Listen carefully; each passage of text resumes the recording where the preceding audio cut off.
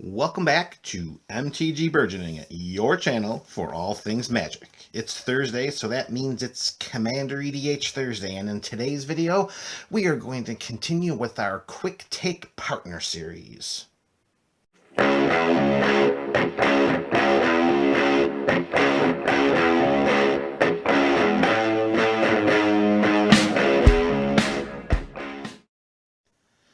Hello fans of MTG Burgeoning! Laying in front of you is one stack, 4 dozen legendary creatures with the partner mechanic. Not included in this stack are the 8 legendary creatures with the partner mechanic that we talked about last week. If you missed that episode of the Quick Take Partner Series, you can click on the link in the description below and see exactly how we built each of those 4 decks.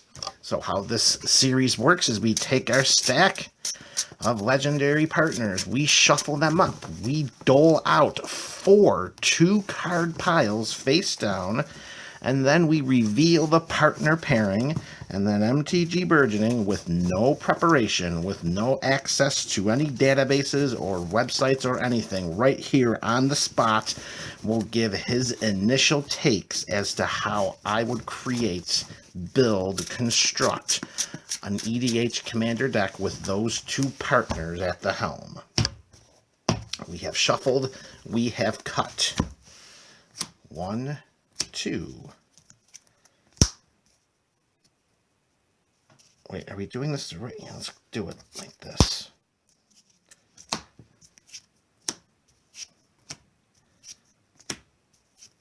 All right, 4 partner pairs. Here we go. All right, partner pair number 1. Let's see how and who we would build around.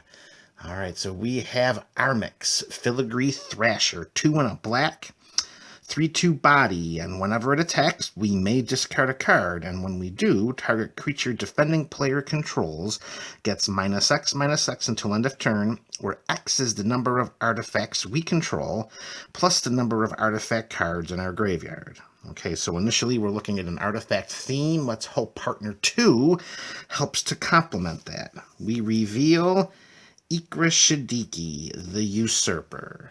So we've got a green-black. We got a Golgari Commander here for 3 black and a green, 3/7 Menace.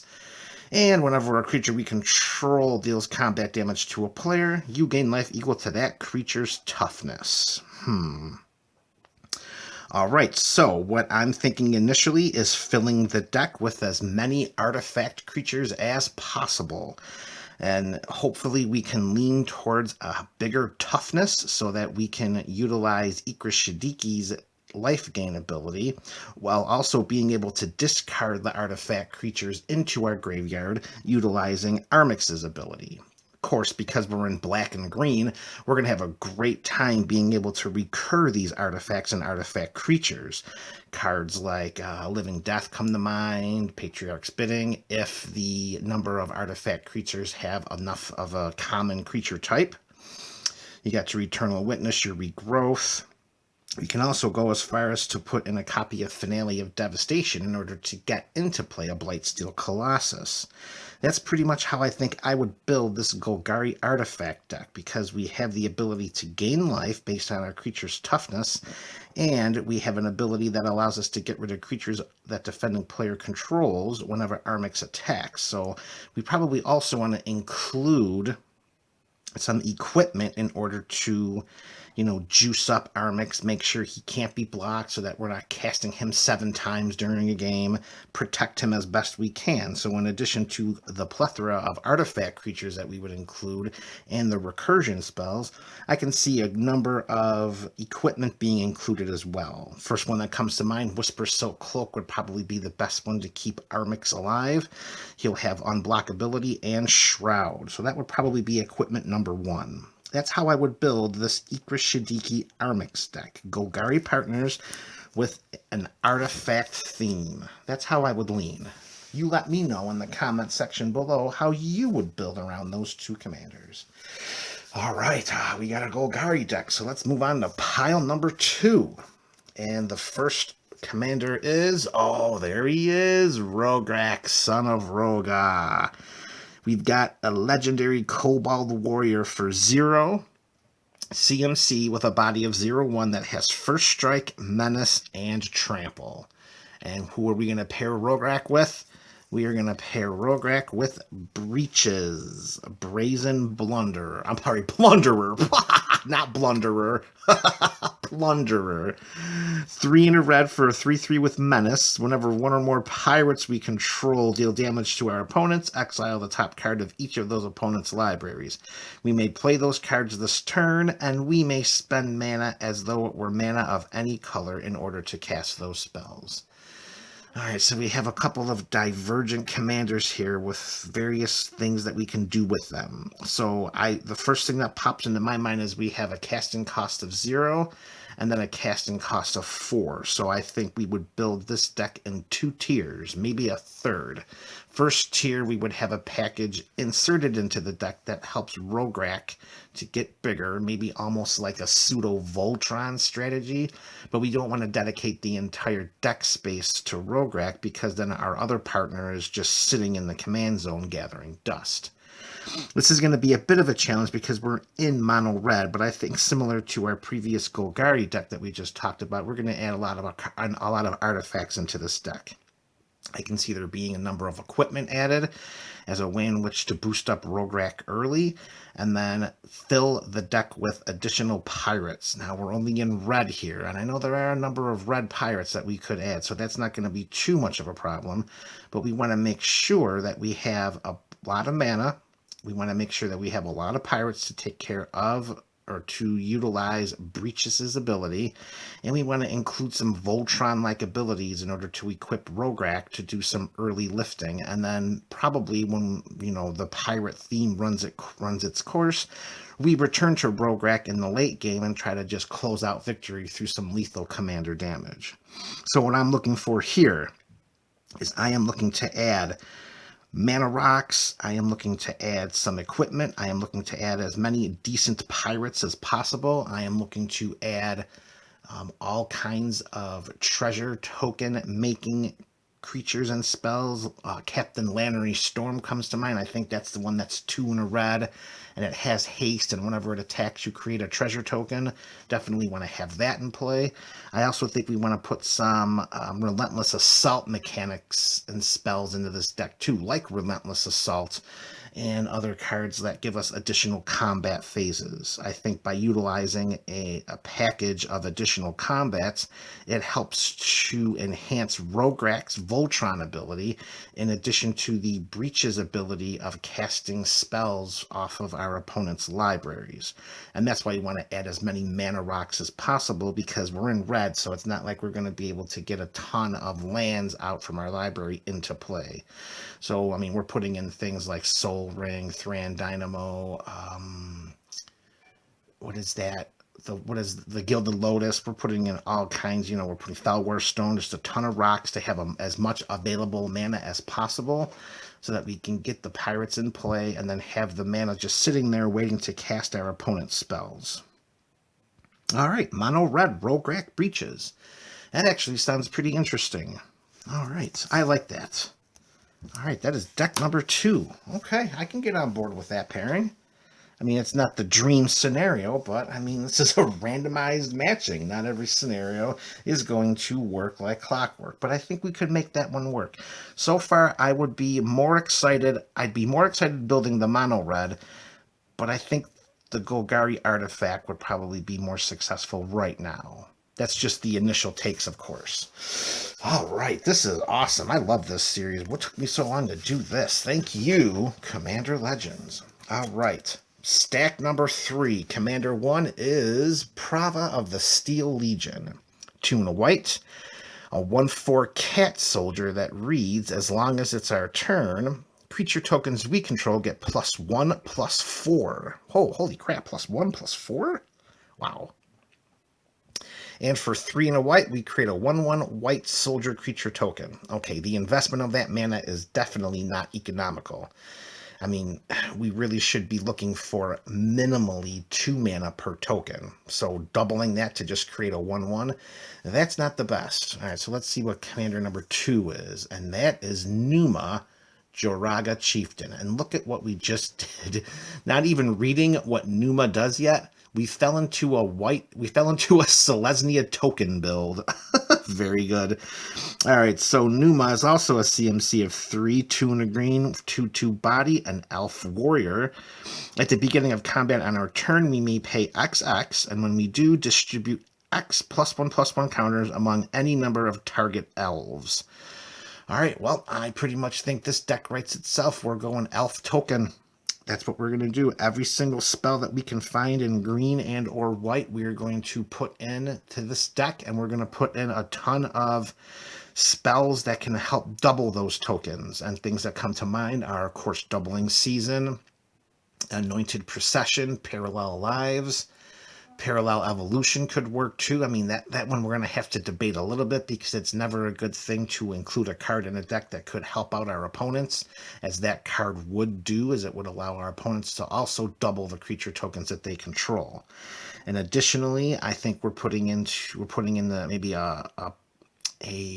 what is that enchantment from Jumpstart, the 2 and a green, when the +1/+1 counters go on, Branching Evolution, I think that card is called.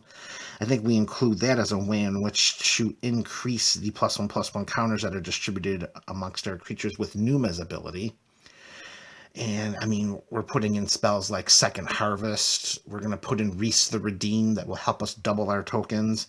And that's really what this deck is just screaming, make as many elf creature tokens as possible. And that's just it. I mean, if we want to go even further with that, I suppose we could include... now, that might take us a little... I was going to say, I think maybe we can include like an enchantment theme, since we're going to have so many other enchantments in the deck, and go outside the box, including a copy of Sarah's Sanctum and Gaia's Cradle as a way in which to really pump up the number of white soldier creature tokens we can make from Prava.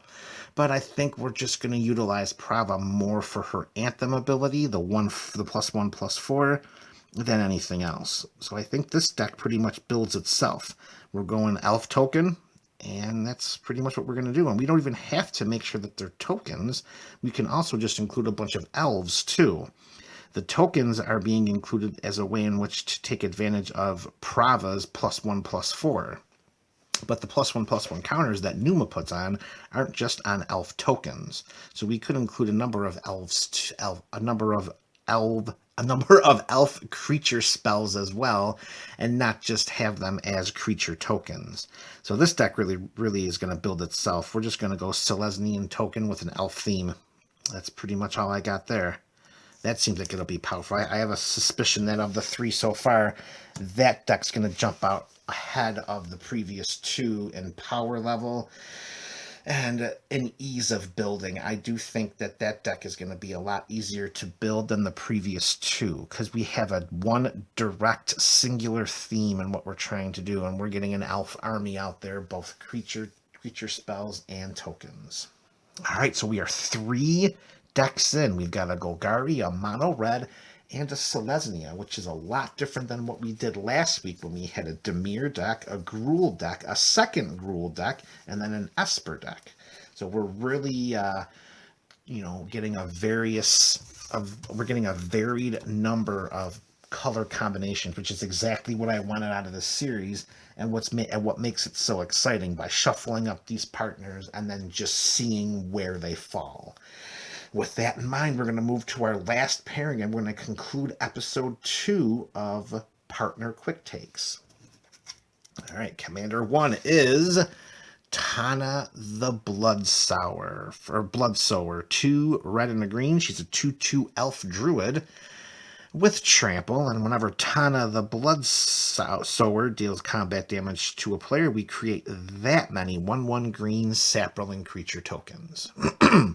All right, so we're looking at right now, initially, Gruul tokens. So let's see what the second commander is, and that is going to be Krark the Thumbless. Nice. Krark the Thumbless. And Krark is 1 and a red as a goblin wizard. And whenever we cast an instant or sorcery spell, we flip a coin. If we lose the flip, return that spell to its owner's hand. If we win the flip, copy that spell, and we may choose new targets for the copy.